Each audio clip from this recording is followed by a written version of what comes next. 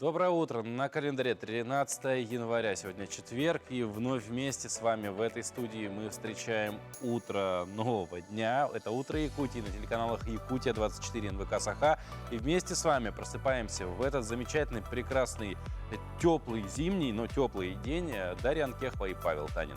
Ну и, конечно, Паша, по нашей старой доброй традиции, давай проанонсируем, что же ждет нас, а также вас, дорогие телезрители, в течение всего эфира. Ну, во-первых, поговорим об актуальных темах. Одна из них, наиболее остро сегодня обсуждаемая, остро стоящая, это, конечно же, вопрос безнадзорных животных. Потому что в Якутске в течение 2 дней депутаты городской думы, общественники обсуждали, как же можно эту проблему решить. Вот узнаем, к чему пришли, какие выводы сделали, что, может быть, хотят поменять. И об этом поговорим с гостем в нашей студии. Оставайтесь с нами, и мы познакомим вас сегодня с очень интересными людьми. Одна из них – это героиня нашего сюжета. Она работает на крестьянском рынке со дня его основания. Представляешь, Паша? И, конечно же, она поделится с нами секретами, как нужно выбрать грамотно правильную якутскую рыбу. Да, тем более, что мы рыбу в нашем регионе любим ловить и кушать. Будет полезная очень информация. Также познакомимся сегодня с автослесарем, который, рассказывая о жизни на севере, в ТикТоке набрал 2 миллиона подписчиков. А еще для коллекционеров, которые коллекционируют марки, будет очень интересно посмотреть наш эфир, потому что сегодня мы расскажем, когда же Якутия впервые появилась на почтовых марках. Ну и, конечно же, четверг на дворе. Сегодня день кинопремьер. Узнаем, какие премьеры можно посмотреть сегодня или в ближайшие уже выходные в кинотеатрах, чем кинематограф может нас порадовать. Дорогие телезрители, присоединяйтесь к нашему прямому эфиру. Для этого вам можно будет отправить ваше доброе утреннее СМС-сообщение на номер телефона, который вы видите прямо сейчас на экранах. Поздравьте дорогих ваших близких людей. Отправьте, просто приветственный какой-то, такой коротенькое сообщение. Или банально просто «Доброе утро» всем пожелать. Мы обязательно зачитаем. Номер я повторю, потому что вдруг кто-то сейчас нарезает себе завтрак, не может посмотреть на экран. 8 914 273 4488. Также не забывайте про наш Инстаграм «Утро, _, Якутия». Все самые интересные сюжеты, материалы из наших выпусков всегда вы можете там найти. Ну и напоминаем о том, что если вдруг вы пропустили наш утренний эфир, вы всегда можете найти повтор на нашем YouTube-канале. Мы начинаем с рассказа о погоде.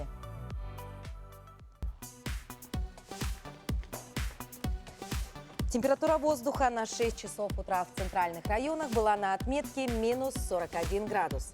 В Заречной группе 28-41 градусов ниже 0. В южных районах 39-32 со знаком минус. В Вилюйской группе улусов 35-39 ниже 0. В Нижнеленских 32-34 градуса мороза. В западных районах минус 29, минус 35. В Колыман-Дигирской группе улусов 29-39 градусов холода. В Янских районах минус 27, минус 31. На северо-западе до минус 42. В Якутске температура воздуха на 6 часов утра была на отметке минус 35 градусов. Атмосферное давление 758 миллиметров ртутного столба. Ветер штиль. Сегодня днем слабый снег. Ветер северо-восточный 1-3 метра в секунду. Температура воздуха ожидается до минус 34 градусов.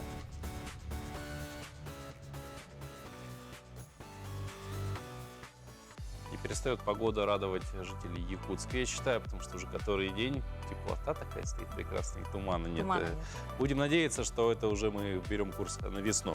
Ну а тем временем автослесарь из поселка Уснера Миконского района Василий Заблицкий стал героем сюжетов телеканала РЕН. Он в своем ТикТоке рассказывает о том, о жизни на севере, и не поверите, это действительно популярная такая история, что в ТикТоке он собрал почти 2 миллиона подписчиков. В Инстаграме, конечно, чуть меньше у него любителей его творчества, там порядка 200 тысяч подписчиков, но это огромные показатели. Давайте же познакомимся с этим уникальным человеком.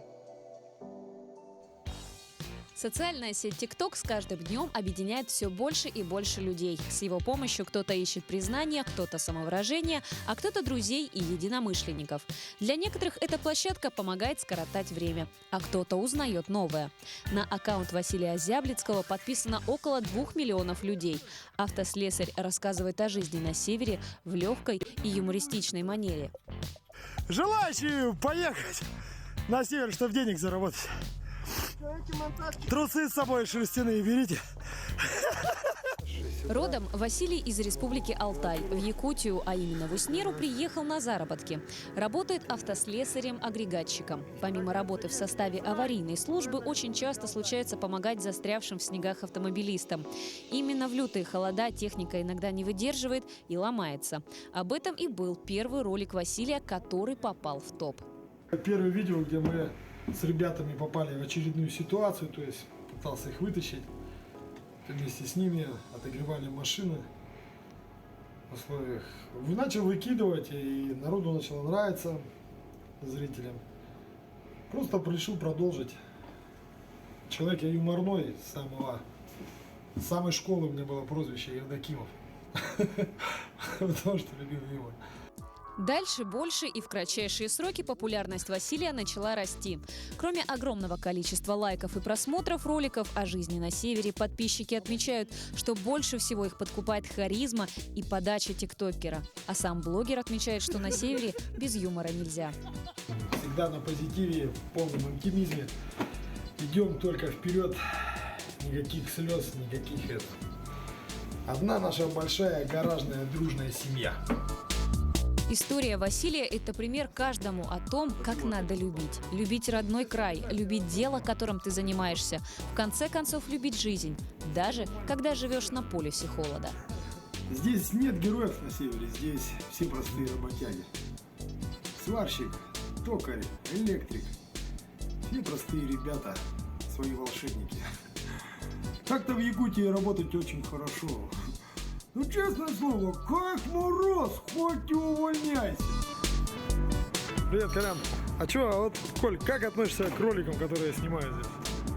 Ну как, на севере без юмора никуда, так что... Но лично мне по душе подобный контент, и я подписалась на данного автослесаря. Мне действительно очень забавно, смешно и поднимает настроение, поэтому я за подобные контенты. Вот говоря про то, что на севере без юмора никуда, хочется сразу вот вспомнить нашу героиню нашего следующего материала. Это Дарья Игнатьева-Зайцева. Она работает продавцом на самом северном рынке. Это крестьянский рынок в городе Якутске, который работает весь год, даже в минус 50. Он не закрывает свои двери и всегда готов предложить жителям, гостям столицы свежую рыбную продукцию, мясо. И вот об особенностях работы на этом рынке, а также о том, как правильно выбрать все-таки рыбу, которую потом вкусно будет кушать, она нам и расскажет. Я с открытия рынка уже давным-давно. Почти 20 с лишним, почти 30, наверное, я даже не считала. Все время здесь. И уже привыкла до такой степени, как домой иду. Так как мы уже в возрасте, встаем где-то в 4, просыпаемся, уже с мужем чай попьем. И приходим где-то к 8 часам. Пока грузчиков найдем, пока то и все. Специальные контейнера нам выделили. Вот туда мы ложим все, вот рыбу, допустим. И оттуда вытаскиваем, вот разлаживаемся, ну и продаем, соответственно. Вообще роль ставня была бы, которая раз закрыли и завтра открыли бы. Легче было бы работать, конечно. Здесь комнату нам выделили, администрация. Вот туда ходим, греемся, чай пьем. Ну и, соответственно, вот работаем, шевелимся и как-то тепло становится. Одеваемся так, допустим, я покажу. Куртка у меня, вот тоненькая курточка. Вот, жилетик одела сегодня и кофточка вот такая. Ну, воротник такой, чтобы был. Это валенки у нас. Внутри тапочки иногда одеваю, да? И вот рабочие штаны. Сидим, когда устаем. На пенопластовых этих, Ага, они тепленькие, можете посидеть, попробовать. Так как мы очень давно стоим, уже как-то я вот здание очень тяжело переношу, потому что постоянно холодильники шумят, во-первых, во-вторых, дыхания не хватает, уже вот здесь привыкли, мы все время на улице. Я лично люблю на улице. Все устраивает, наверное, поэтому и работаем. А куда деваться? И морской омуль очень хорошо берут, чир покупают. Ну, чир, конечно, чукурдавский очень ценится, допустим, хороший, жирный он. Ну и колымские бывают, среднеколымские, вот такие тоже хорошенькие, нижнеколымские. Сами рыбу едите? Да, очень люблю строганину. Ну, я омуль люблю, и чир люблю, очень хороший, ну, построгать. Ну, редко, конечно, но так, просто некогда. Да, у меня и хобби, и работа, и все, наверное. Но, ну, детей иногда смотрю, внуков смотрю, когда время есть вечером, допустим, могу пообщаться с ними. Вот там. О чем мечтаю? Ну, много еще мечтаю, конечно. Дети, чтобы внуки отучились, хорошо образование получили. Побольше продать. Пусть приходят, покупают рыбу больше. Вот и все, что могу пожелать. Я очень люблю рыбу и обязательно в следующий раз, проходя по крестьянскому рынку, постараюсь все-таки найти этого замечательного человека. И купить очень вкусно. У нее, именно у нее. Мне кажется, это очень хорошая цель, я надеюсь, все получится. Тем временем в Якутске, последнее время, да не только в Якутске, вообще, в принципе, частая история, собаки в одиночку, чаще всего, конечно, стаями, стали регулярно нападать на людей. Сейчас в столице республики проблема безнадзорных животных, она стоит остро, как никогда. И накануне Якутская городская дума вот на днях буквально и Общественная палата Якутии провели слушание по проблеме безнадзорных животных, в общем, обменялись мнениями, как же вот с этой проблемой, опять же, в рамках законодательства федерального, вот можно бороться, что какие-то изменения, может быть, вносить и так далее. Действительно, какие изменения будут предприняты по итогам этих слушаний, мы узнаем прямо сейчас. Для этого мы пригласили в студию члена Общественной палаты Республики Саха-Якутия Гаврила Чимаханова. Гаврил, здравствуйте. Доброе утро. Доброе утро. Собственно, по итогам этих слушаний, этих обсуждений, какие-то, может быть, уже решения предприняты, какие-то вектор, направления задан? Самый главный вектор направления – это внесение поправок, которые должны рассматриваться на уровне Государственной Думы. Вот это самая главная цель, которая сейчас исходит из всех источников СМИ. И вчера, вот как вы сейчас сказали, собрались в городской думе, депутаты были, и, соответственно, депутат Государственной Думы Данчикова Галина Викентьевна. Соответственно, все это как-то в законодательном русле обговаривалось, что, как мы можем с нашей республики. И заметьте, что не одна республика в этом участвует. Несколько регионов подняли этот вопрос о именно изменении сырости данного закона.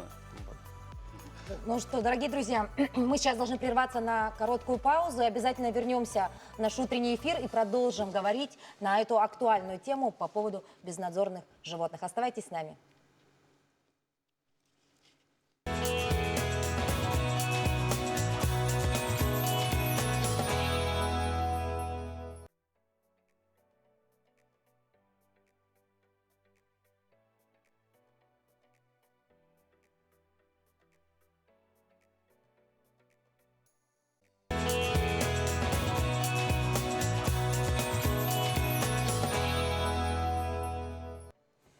Это «Утро Якутии». Перед нашей паузой мы начали обсуждать, говорить о том, как в течение 2 дней в Якутске, в городской думе, совместно с Общественной палатой, с участием депутата Государственной думы, депутата Филтумен, обсуждался вопрос, какие поправки же необходимо вносить, вообще изменить ситуацию с обращением с безнадзорными животными. Говорим мы об этом с членом Общественной палаты Гаврилом Чимахановым. Гаврил, собственно, да, мы сказали уже, что самое главное – это изменения в федеральном законе, и многие регионы поддерживают.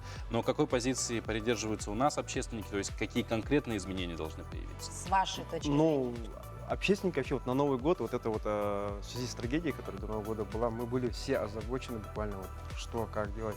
Каждый день все эти переписки и выходы в ВКС, соответственно, в конференц-связи, мы все это обсуждали.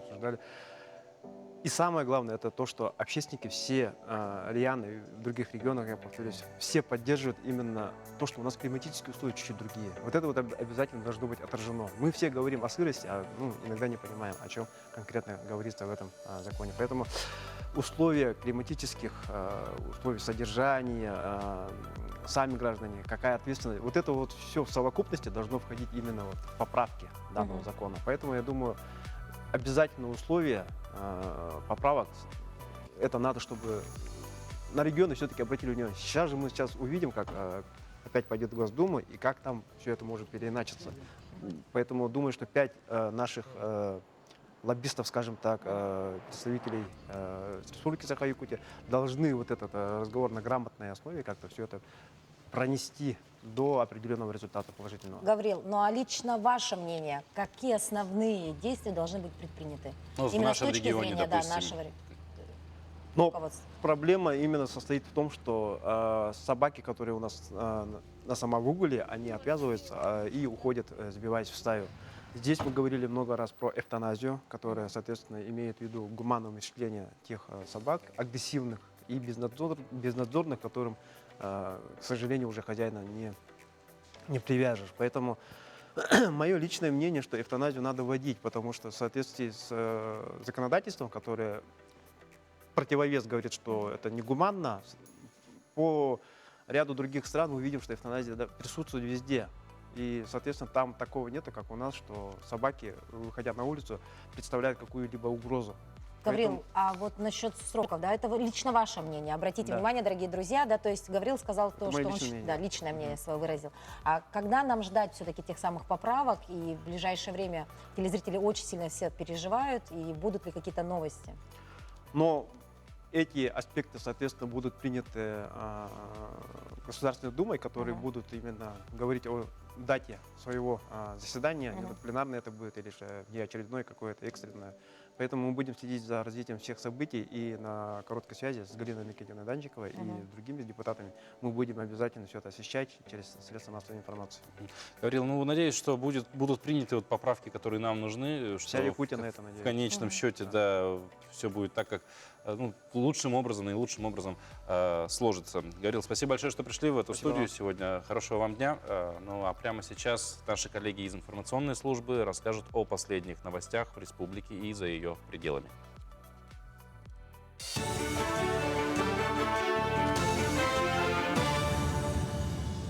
Доброе утро, коллеги! Доброе утро, Якутия! В Якутске минимальный размер пособия по безработице в 2022 году составит 2100 рублей. Максимальный размер в первые 3 месяца – 17 908 рублей. Следующие 3 – 7 тысяч рублей. Если гражданин после постановки на регистрационный учет трудоустроился, оформил ИП, самозанятость, поступил на очную форму обучения, оформил договор гражданско-правового характера, он обязан в течение 3 рабочих дней проинформировать об этом Центр занятости населения. В случае получения гражданином пособия по безработице обманным путем незаконно полученные денежные средства подлежат возврату в добровольном или судебном порядке. Гражданин также может быть привлечен к уголовной ответственности по статье «Мошенничество при получении выплат». Правительство России внесло ограничения в программы субсидируемых перевозок на 2022 год для оформления авиабилетов на Дальнем Востоке. Имеющие право на льготные билеты могут заключить максимально 4 договора на воздушную перевозку по субсидированным маршрутам с перевозчиками по одному из вариантов. Не более 4 авиабилетов по маршруту в одну сторону, не более 2 авиабилетов по маршруту туда и обратно, не более 2 авиабилетов по маршруту в одну сторону и не более 1 билета туда и обратно. По субсидированному тарифу для граждан, зарегистрированных на территории субъектов, относящихся к Дальнему Востоку, можно забронировать и оформить авиабилет на перевозку, начинающуюся не позднее 6 месяцев с даты оформления авиабилета. Федеральное медико-биологическое агентство России разработало тест-систему для выявления штамма омикрон. Это первая в стране тест-система. Она позволяет с высокой чувствительностью определять варианты омикрон и дельта, а также различать их за 1,5 часа. Набор реагентов предназначен для использования в клинической лабораторной диагностике. Сотрудников, у которых имеются признаки ОРВИ, не допустят к работе. Связана такая мера с риском ухудшения эпидситуации на фоне распространения штамма омикрон. Об этом на брифинге сообщила замруководителя регионального оперштаба Ольга Балапкина. В связи с возможным ухудшением эпидобстановки в республике принимают превентивные меры. Требуется соблюдать самоизоляцию при первых признаках ОРВИ. С управления Роспотребнадзора поступают уведомления о том, чтобы работодатели не допускали на работу граждан, которые имеют признаки респираторной инфекции, подчеркнула Балапкина. Такие сотрудники должны оформить больничный лист либо работать в удаленном формате. С следующую среду, 19 января, православные христиане отметят Крещение Господне. Для жителей республики официально откроют порядка 30 оборудованных прорубей. А в столице региона купель по традиции оборудуют на Зеленом лугу.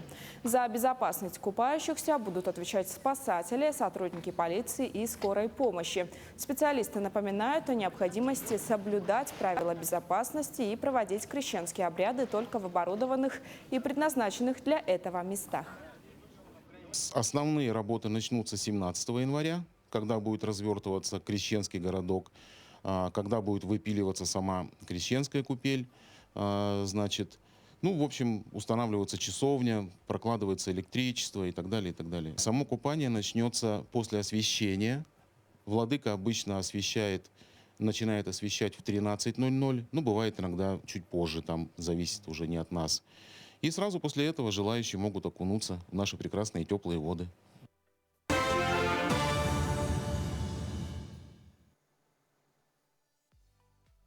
Доброе утро всем тем, кто только присоединился к нам. Пусть это утро будет не только добрым, но и милосердным. Самое время перейти к нашей постоянной рубрике «Пусть мама придет». Сегодня в ней мы познакомим вас с двумя родными сестренками. Это Маргарита и Ксения. Это девочки очень забавные, очень дружные.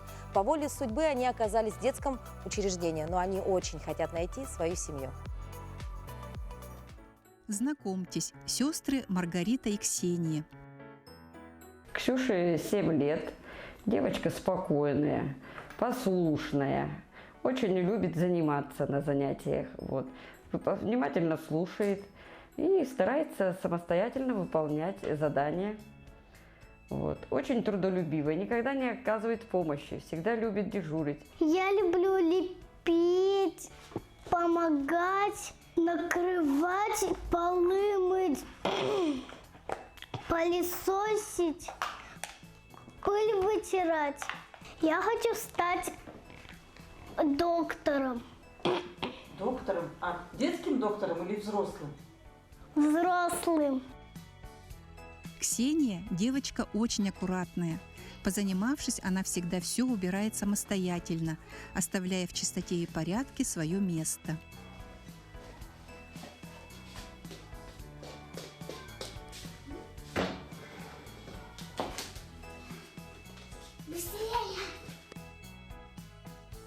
Сестры любят заниматься на виртуальной доске, учат алфавит, складывая буквы в слова.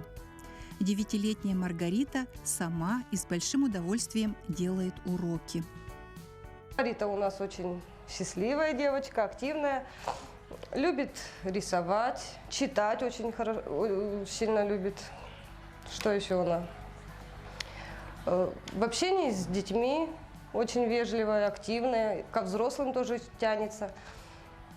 В целом хозяйка, помогает взрослым, трудится хорошо. Да, Рита?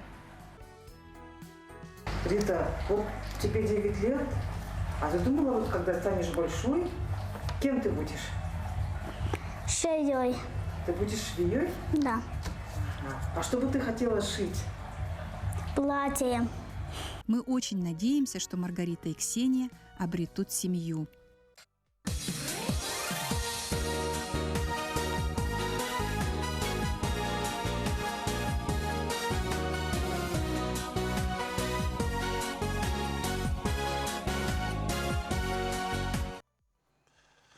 Сегодня в ночь, с 13 на 14 января мы все отметим Старый Новый год. Это, фактически, правильно, это Новый год, но по юлианскому календарю, то есть по старому стилю. Помимо России, этот праздник отмечают также в Сербии, Черногории, Македонии и Греции. Некоторые регионы Швейцарии отмечают этот праздник и валлийские некоторые общины в Великобритании.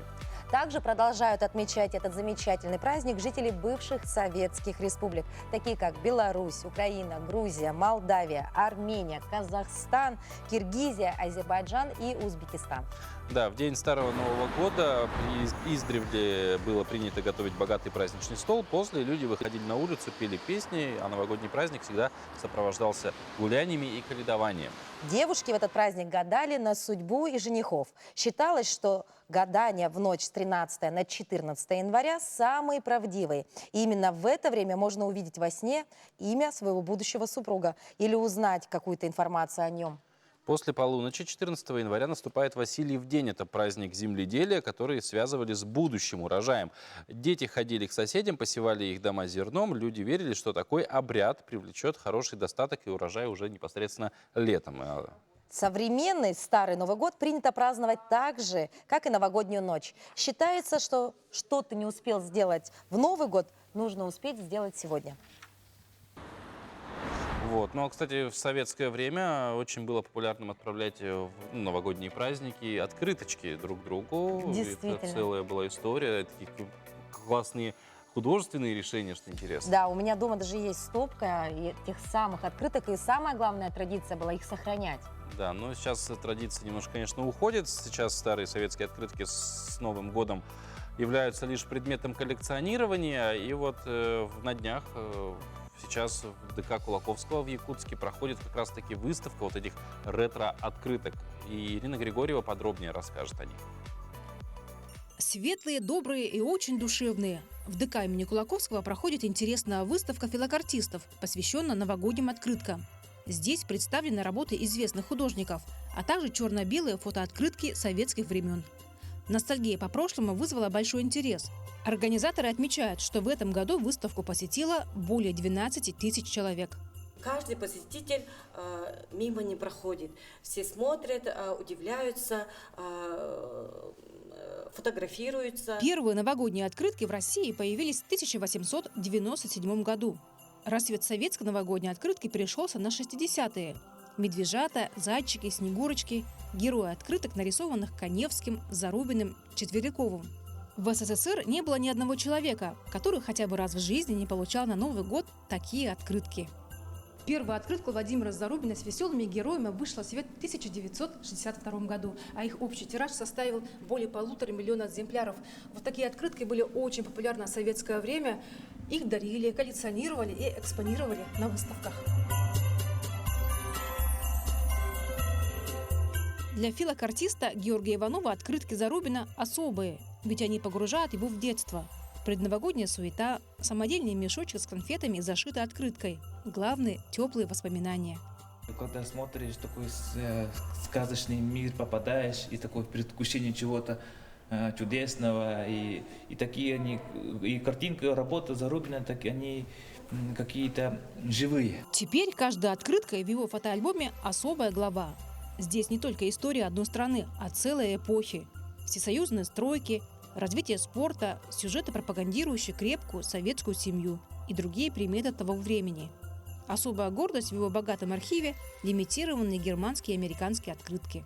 Особое место в экспозиции занимают международные открытки. Например, здесь представлены открытки из разных стран мира, например, из Германии. Они отмечены специальной почтовой маркой, но особая гордость филокартиста занимает вот эта почтовая открытка 1909 года. Мы переписываемся, общаемся, мы коллекционируем со всей России, СНГ даже, можно сказать, и со всего мира. И мы переписываемся, где-то обмениваемся. И ну вот, и один мой Олег из Бурятии, вот, ну, я с ним поменялся. Покажите эту открытку. Вот, это вся серия. Организаторы отмечают, выставка стала возможной благодаря работе энтузиастов, филокартистов со всей Якутии. Ушли в прошлое поздравительные открытки, рассылаемые обычной почтой. В небытие ушли имена художников. Сейчас их помнят только коллекционеры. Дорогая Ритуля, с Новым годом, с новым счастьем, всего тебе самого наилучшего, чтобы все желания твои обязательно сбылись в новом 1979 году. То есть это открытка 1979 года. Но особый интерес посетителей вызывает то, что на обороте. Надпись на обратной стороне открыток зачастую бывает не менее интересной, чем сама открытка. Пожелания счастья в новом году на разных языках мира, написанными побледневшими фиолетовыми чернилами. Главное, что запоминают посетители. Ирина Григорьева, Владимир Павлов, Якутск. Паша, а ты знаешь, что сегодня отмечается такой праздник, как День «Осуществи свою мечту»? Нет, вообще впервые на самом деле о нем слышу, но примерно понимаю, о чем идет речь, потому что действительно в этот день, если вы вот не смогли в понедельник жизнь заново начать, то как минимум сегодня имеет смысл начать двигаться к своей мечте, потому что мечта — это не просто где-то фантазия в голове, это все-таки труд, усердие, с которым ты идешь к этой мечте. Ну и, конечно, если не осуществить свою мечту, но сделать что-то для этого осуществления можно уже сегодня. Ну, допустим, отложить энную сумму Не можешь купить денег. дом у моря, купи участок. Не можешь купить участок, отложи денег на этот Отложи 100 участок. рублей на этот участок. И я думаю, замечательный повод. Не можешь отложить 100 рублей на этот участок, подумай о том, что нужно отложить 100 рублей на этот участок. Ну, как минимум, подумай, вспомни о своей мечте. Это уже Да. хорошо. А еще сегодня замечательный праздник, 13 января, День российской печати. По сути, несмотря на то, что посвящен он вроде бы в словах печати, печатным изданиям, сегодня это является профессиональным праздником журналистов, средств массовой информации, коими мы тоже даже все-таки являемся, так или иначе. Поэтому я тебя поздравляю с этим праздником, Спасибо. поздравляю всех Тебя наших коллег по цеху. Это наш день. Трудитесь, больше вдохновения вам и интересных сюжетов. О том, какие еще праздники сегодня можно отметить, расскажет наша рубрика.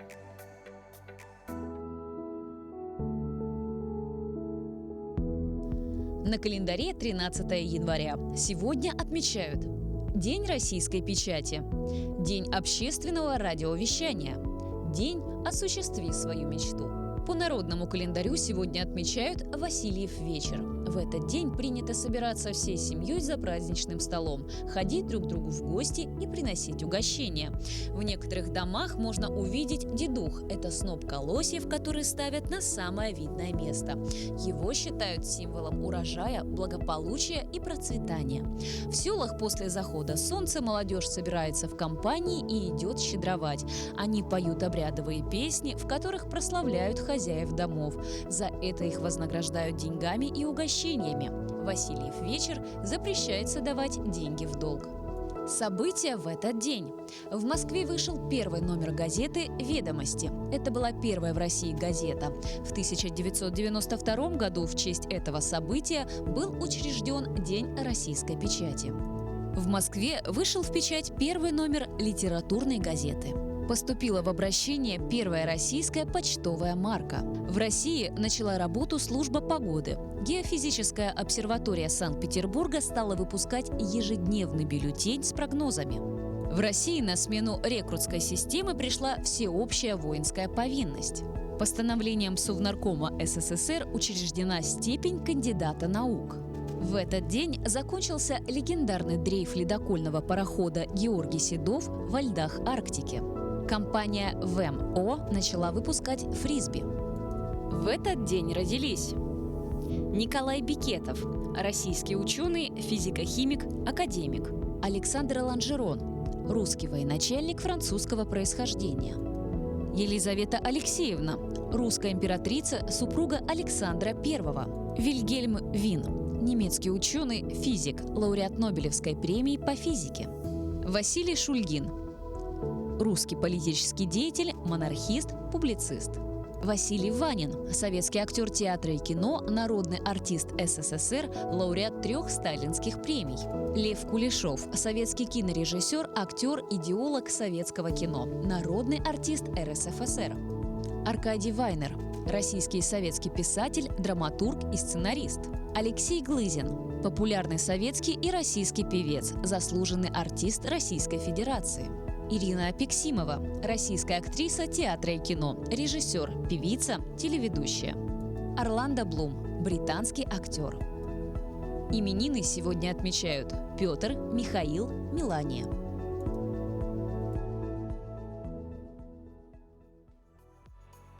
Вот такие замечательные даты и события. Я думаю, каждый из нас, наверное, нашел повод сегодня что-то отметить. Да, но мы-то уже конкретно нашли. А еще раз, напоминаем, что сегодня День российской печати отмечается. Сегодня многих журналистов, отличившихся, будут награждать государственными где-то премиями, какими-то ведомственными наградами и так далее. Сегодня у нас на прямой связи по скайпу выходит главный редактор газеты «Алданский рабочий» Ольга Горбачева. Ольга, здравствуйте. Доброе утро, Ольга. Доброе утро. Какие темы сегодня актуальны для жителей Алдана, Алданского района, которые они могут, собственно, прочитать на страницах Алданского рабочего.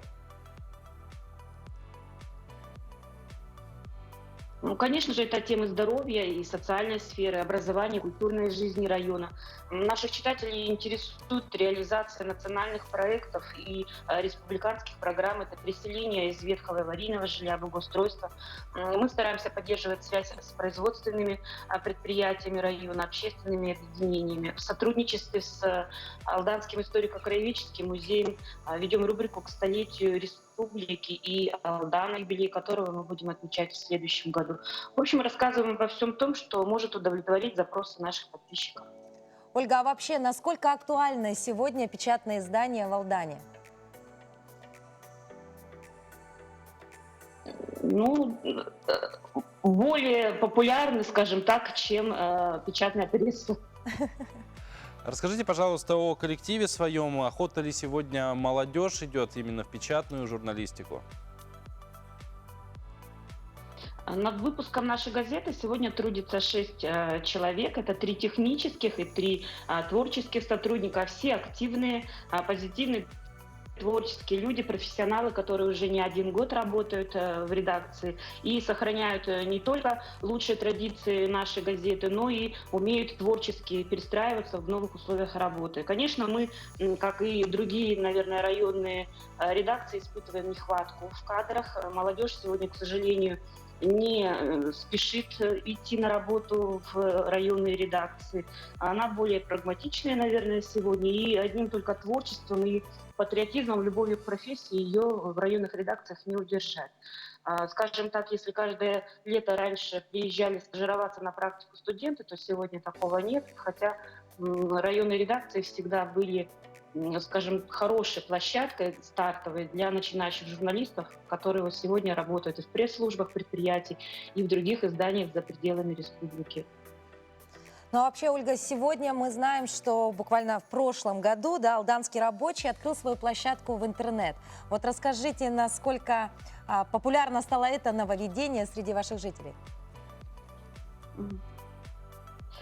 Но Алданский рабочий уже давно осваивает интернет-пространство. Более 10 лет у нас существует сайт Алданского рабочего. Войдя в структуру Сахапечати, год назад мы, как и другие районные редакции в республике, запустили свое сетевое издание на площадке сайта Улус-Медиа, куда можно войти по ссылочке «Алданский рабочий РФ». Теперь у нас не только печатная газета, но и электронное издание, где мы размещаем все новости района, где, конечно, больше визуализации, возможности для видео, для фоторепортажей. Это побуждает осваивать, в общем-то, несвойственные нам, газетчикам, специальности. Да, мы немножечко становимся и телевизионщиками, и радищиками.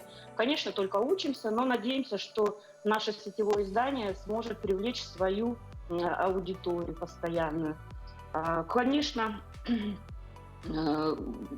это добавляет нам и ответственности, и как бы новых от нас требует новых условий работы. Помимо этого, Алданский рабочий живет во ВКонтакте, мы также выходим в Фейсбуке, и у нас есть своя страничка в Инстаграме.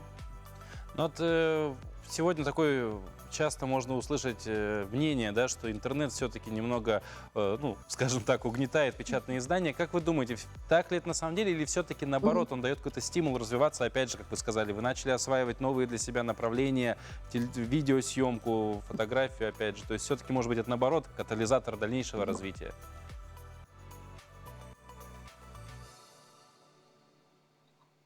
Конечно, для нас, журналистов, это катализатор, да, мы учимся, осваиваем новые, несвойственные нам методы работы, вот. А для тех, кто любит печатную прессу, ну, я думаю, что наш подписчик будет всегда, и газета будет развиваться и дальше.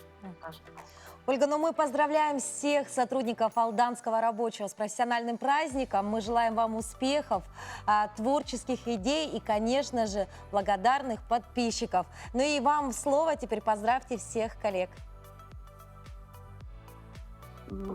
всех коллег, своих работников редакции, типографии, издательств, всех причастных к выпуску печатных СМИ. Поздравляю с нашим профессиональным праздником. Всем нам желаю творческой энергии, успехов, реализации поставленных целей, новых успешных проектов и, конечно же, благодарных читателей, роста и доверия аудитории к нашим сетевым изданиям. И пусть наше журналистское слово служит только добру и созиданию. Спасибо большое. Ольга, ну и в завершении нашего разговора, да, мы также вас поздравляем. Буквально пару слов, чего ожидать от грядущего номера Алданского рабочего, что на его страницах можно будет прочесть. Ну, сегодня мы отправляем в печать первый в этом году номер нашей газеты. В нем можно будет прочитать материал, посвященный, конечно же, нашему профессиональному празднику от ветерана Алданки Галины Степановны Пензиной. Галина Степановна более 40 лет отработала в нашей редакции, и до сих пор она поддерживает с нами связь. Сегодня в газете ее рассказ о фотокорреспонденте Алданского рабочего, много лет работавшем в редакции, Юрии Кафаны. Также, спасибо, Ольга. Ольга, спасибо большое. К сожалению, эфирное время наше подходит к концу. Еще раз с праздником. Узнали, что прочитать в Алданском рабочем. Дорогие телезрители, мы также коллег своих поздравляем. Ольга, еще раз с праздником. Прямо сейчас небольшая пауза, после которой наш эфир продолжится.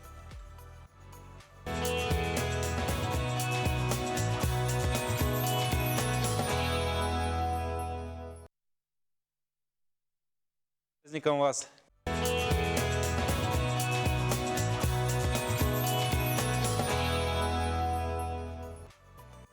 Мы продолжаем наш утренний эфир и вновь поговорим о праздниках. Ведь сегодня праздник отмечают те люди, которые коллекционируют марки. Да, на самом деле, именно 13 января 1858 года в России в оборот вошли первые почтовые марки. Чем сейчас живут в Якутске коллекционеры почтовых марок, потому что, в принципе, почтовые марки уже в нашей жизни, в обиходе это достаточно редкое явление, тем не менее коллекционеры есть. Вот чем они живут, как свои коллекции собирают, расскажет Александр Хавренко. В советское время коллекционированием марок занимался чуть ли не каждый второй. И сейчас у многих на антресолях и в кладовках можно найти старые альбомы с марками. Животные, города России, цветы, спортсмены, космонавтика. Темы для коллекций каждый мог выбрать по своему вкусу. Практически в каждом городе существовало сообщество филателистов, людей, объединенных одной общей страстью. Подразделение Всесоюзного общества филателистов, которое образовалось в 1966 году, уже 55 лет. Это было очень большое объединение людей самых различных специальностей, в основном деятелей культуры. У нас было более 500 человек. И в 2012 году, благодаря инициативе директора Арктического почтампа Демида Александровича Устинова, у нас общество было преобразовано в Союз филателистов Якутии. С тех пор мы активно занимаемся выставочной деятельностью, провели более 20 выставок на различные темы. Якутия – нередкий гость на почтовых марках. Каждому значимому событию Почта России выпускает марку или конверт, посвященный нашей республике. Впервые же Якутия на почтовых марках была упомянута в 1933 году в большой этнографической серии. Вышла марка с изображением девушки-якутки на олене, верхом на олене. Это почтальон, в руках она держит кипу газет. Но тут немножечко такой вышел там казус. Художник был, значит, мало знаком с якутской жизнью, как говорится. Он собрал на этой марке кучу всяких небольших ляпов. Вот там это в степи, получается, яранги, они проведены электричество, когда на самом деле там в тундре электричества не было. Она почему-то в нарядной одежде тут, ну, немножко такое преувеличение. Вот. Марки посвящались улицам, историческим зданиям и, конечно же, уникальным природным объектам, таким как Ленские столбы. Очень интересный был выпуск у нас, посвященный Ленским столбам. Это включены, которые, значит, достояние ЮНЕСКО. Здесь вот красивые Ленские столбы, здесь сокол-сапсан, который водится на Ленских столбах, и специальными штемпелями они погашены. К сожалению, молодежь сейчас редко увлекается филателией, и огромные коллекции уникальных марок могут остаться бесхозными. Но коллекционеры постарше не отчаиваются. В ближайших планах у них провести большую выставку, посвященную столетию республики. 1 января по старому стилю или 13 января по новому стилю в 1758 году в России началось вхождение почтовых марок. Сейчас почтовая марка – это не только предмет страсти филателистов, но и эквивалент денег, собственно говоря, на почте. Будьте добры, 1 за 5. Спасибо. И отправку почтового отправления можно оплатить при помощи этой, ну и подобных марок разного денежного эквивалента. Александр Хавренко, Джулус Иннокентьев, Якутск. Спасибо, Александр. Ну а у меня сразу возник вопрос. Паша, у тебя есть какие-нибудь вот такие совсем старые марки? Ты коллекционировал вообще? Я сам уже старый. Нет, я не коллекционировал. Я почему-то, не понимаю для себя лично. То есть я понимаю, есть люди, они коллекционируют этим, увлечены, ищут, и это здорово, у них есть увлечение, но это не мое увлечение. А вот у меня есть коллекция небольшая, кстати говоря. Ну, правда, не моя, а моих предков, но я бережно храню. Тоже марок. Тоже марок. Да, но это прекрасно. Возможно, имеет смысл когда-нибудь создать какой-нибудь музей. Может быть, есть музей Передать почты. следующему поколению. Передать следующему поколению, как вариант, тоже Дорогие телезрители, спасибо вам за то, что принимаете участие в нашем прямом эфире и отправляете нам сообщения на наш WhatsApp номер. Позвольте, я их зачитаю. Дорогую любимую мамочку Алену Петрову поздравляю с юбилеем. Мама, будь счастлива, добра и светла. Твои дети Степан и Иннокентий. Вот такое замечательное поздравление от благодарных сыновей. И еще одно сообщение.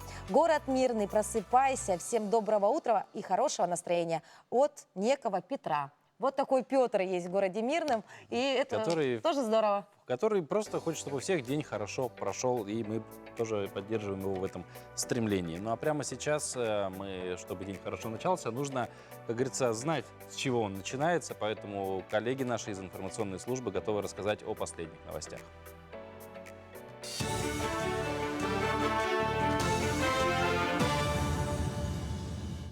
Движение по ледовым переправам через реку Лену в Хангаласском районе разрешили для транспорта весом до 30 тонн.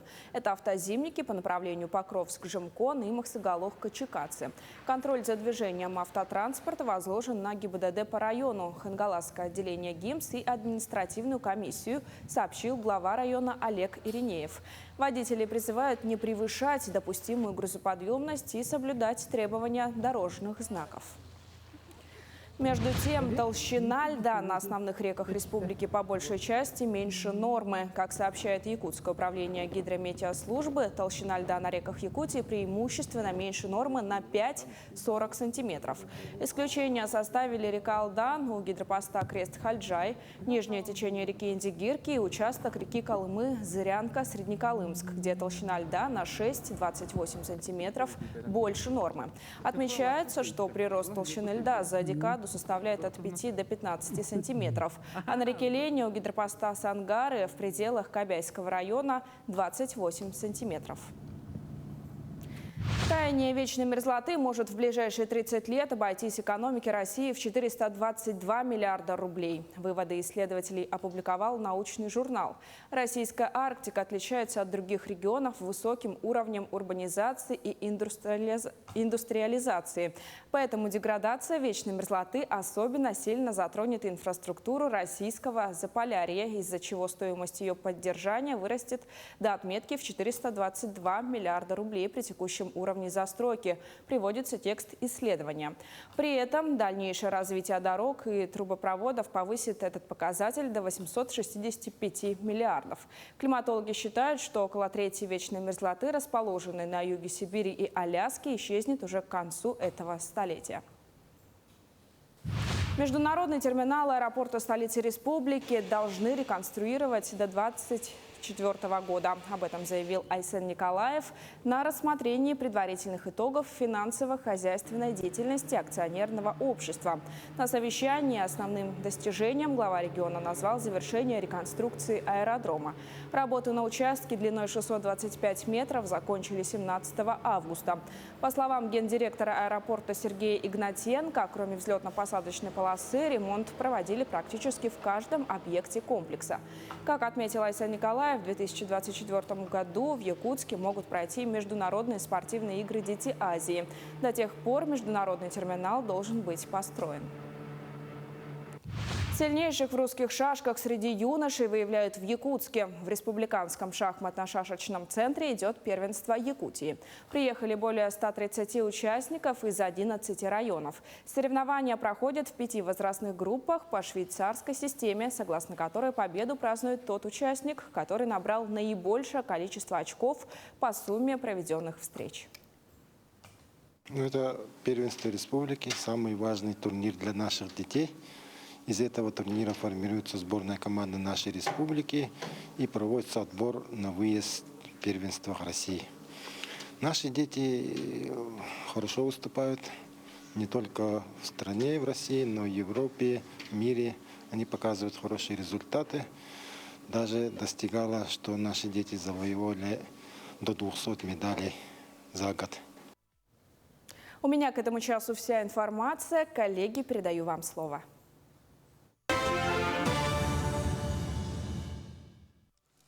Спасибо большое коллегам из новостного отдела, которые ежедневно оповещают нас о самых актуальных новостях на данный момент. Да. Ну а как мы сказали в самом начале, сегодня четверг, помимо всех праздников, о которых мы сегодня сказали, сегодня день кинопремьер в кинотеатрах. Как правило, в этот день выходят новые картины, которые кто-то ждет очень, может быть, сильно. Прямо сейчас давайте посмотрим, чем же кинопрокат порадовать может нас. Возможно, запланируем уже какой-то поход в кино на ближайшие выходные. Тебе понадобится костюм. Идем. В 2015 году на экраны вышла первая экранизация комиксов о секретной независимой организации супершпионов «Кингсмен». В 2022 году создатели франшизы решили познакомить зрителей с историей создания организации и выпускают приквел «Кингсмен. Начало». Мир втянут в Первую мировую войну. Тысячи солдат гибнут на полях сражений, в то время как могущественное подпольное правительство богатеет и усиливает свое влияние. На борьбу со злом собираются благородные джентльмены и леди, супершпионы из организации «Кингсмен». Во главе организации стоит герцог Оксфордский, который приобщает к семейному делу по защите мира своего сына Конрада. Скучать не придется.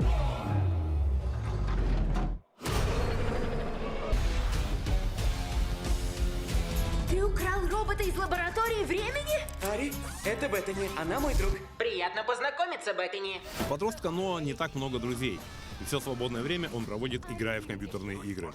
Однажды в его жизни появляется робот Ари, самый добрый, веселый и обаятельный робот на свете. Но предстоит узнать не только, что такое настоящая дружба, но и то, на что он готов ради нее пойти. Ведь Ари преследует злодеи, чтобы перепрограммировать его в боевую машину. Мы неплохая команда. Так точно. Робот Ари. Это не смешно, Эмбер.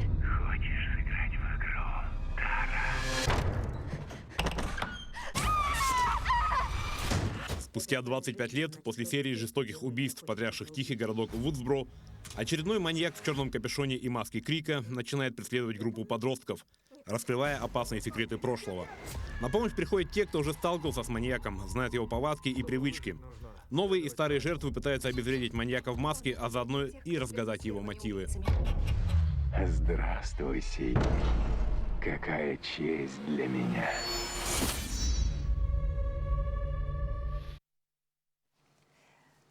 Ну что ж, вот такие кинофильмы нас ожидают в кинотеатрах. В принципе, я для себя кое-что нашел, на что бы я хотел сходить и чтобы посмотреть. Дорогие телезрители, мы напоминаем вам о том, что каждый день в прямом эфире мы работаем на телеканале «Якутия-24» и НВК «Саха». И это утро мы встречаем ежедневно с вами. Уже завтра будет пятница, уже завтра будет последний рабочий день первой рабочей недели этого года. Ура, мы прожили ее, чуть-чуть осталось.